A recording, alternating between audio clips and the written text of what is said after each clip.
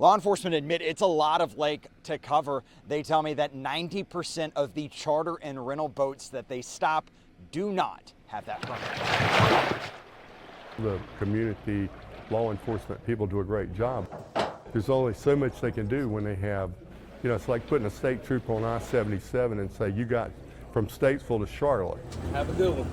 It's not about killing the buzz of being on Lake Norman, rather drastically reducing the dangers and reckless drivers. Uninformed, unsafe charters and rentals are having an effect.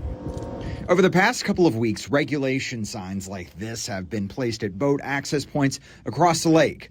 Warning, charter and rental boats being used must have permits through the Lake Norman Marine Commission. Our goal is to have people on a boat, whether they're paying for it for service or renting a boat themselves, to have a boat that is safe, a captain that is safe and vetted.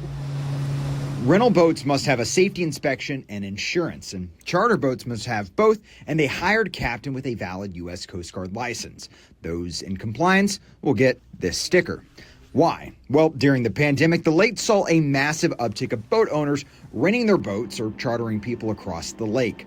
The problem with uninsured or untrained drivers has gotten out of control from there. And what we found is more than half of those fatalities were involved in a rental vessel.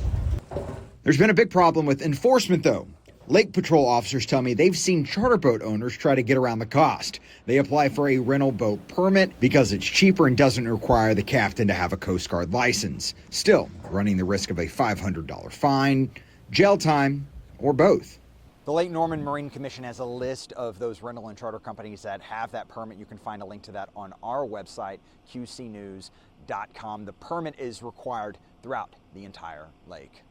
Along Lake Norman, Daniel Pierce, Queen City News.